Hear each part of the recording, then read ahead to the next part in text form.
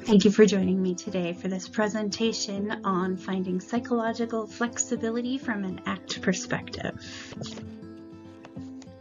I am Emily Woodruff. I am a licensed professional counselor, licensed in the state of Wisconsin.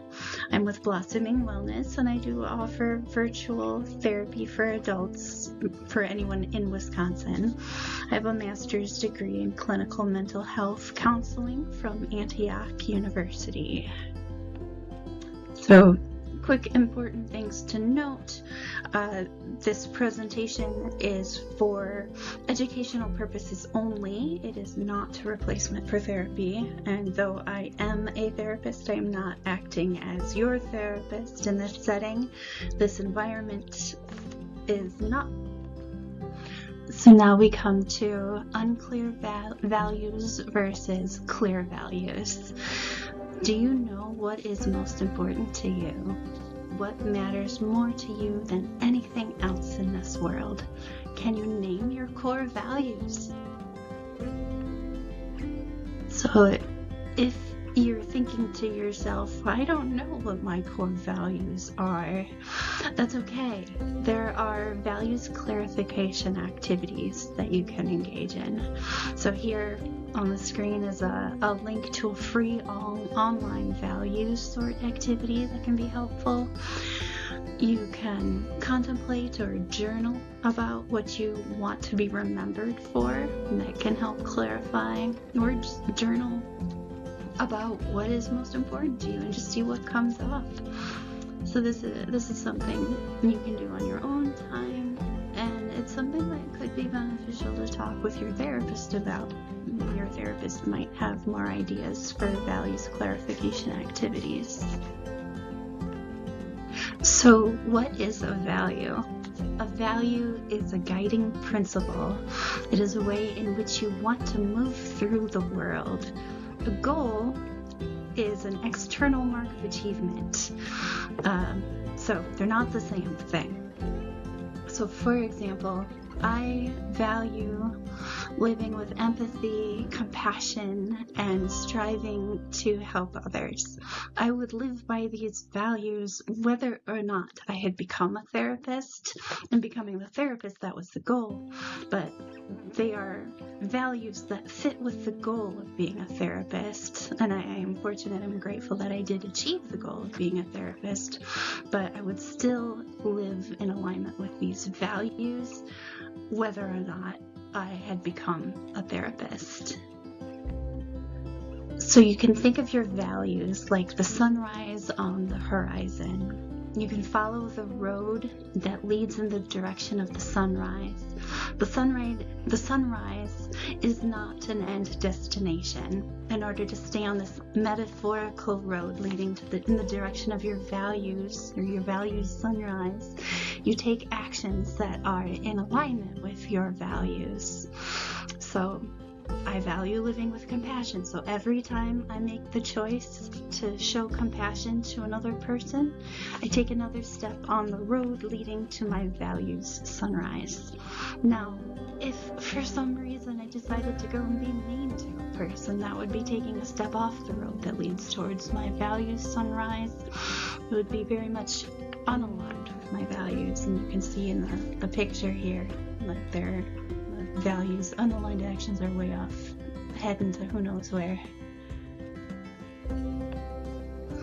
So another way to conceptualize this is through thinking about your choice points. Our lives are full of choice points where we come to a crossroads. We can choose to take an action aligned with our values or an action that is not aligned with our values. So we can choose a towards move or an away move. Just like actions can be value aligned or unaligned, so can goals. Again, a goal is an external achievement, whereas a value is a guiding principle. As you set goals for yourself, you can consider, is this goal in alignment with my values?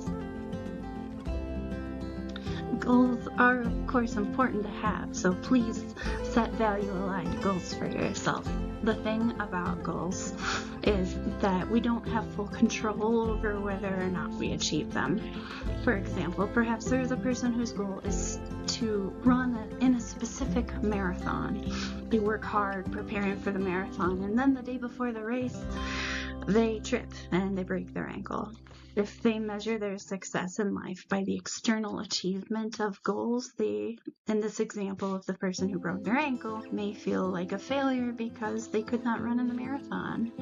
So if success in life is measured by how aligned your actions are to your values, then success is within your control. Say the runner in our example values physical challenge. They can take actions that align with their value of physical challenge every day, whether or not they run in the marathon. So here we come to fruitless effort versus committed action. Fruitless effort is when a person repeats an action over and over in hopes of achieving a specific result, but never achieving the wished for result. Committed action involves taking small steps that lead you in the direction of your values, even when you are faced with barriers, even when it's uncomfortable, even when it would be easier to not take the actions that take you towards your values. So here's a good visual for fruitless effort. Hamsters running on their wheels but not getting anywhere. You can ask yourself, is my strategy for achieving what I want actually moving me in the right direction? Is what I'm doing working? Is what I'm doing workable? Taking committed actions can feel uncomfortable depending on the barriers that are in the way. Creating a SMART goal can help with committing to these small actions forward. SMART is an acronym. So S is for specific. Be specific about what you want to accomplish. M is for meaningful. Is what you want to accomplish leading towards meaning, leading towards something that you value. The A is for adaptive. Is the action going to improve your well-being and be good for you? R is for realistic. Is this action something that you can realistically accomplish? For example, it would not be realistic for me to say, tomorrow I am going to go and run 5 miles. It would be realistic for me to say, tomorrow I will run for 5 minutes. And lastly, T is for time bound. When are you going to take this action and accomplish this goal? As an example of a SMART goal, I could say, I am going to call my mom because I value connection and being social is good for me. I will call her tomorrow at 5 o'clock. This goal is specific, meaningful, adaptive, realistic, and time-bound.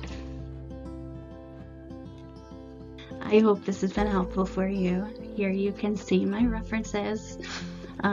I just noticed that S is hanging out there in a weird spot. But anyway, these are the references if you would like to check them out. And if you find that you need more support or you have questions, please, you are welcome to reach out to me. You can see my phone number here, my email, and my website. Yeah, please feel welcome to reach out to me. Thank you, and I hope this was helpful.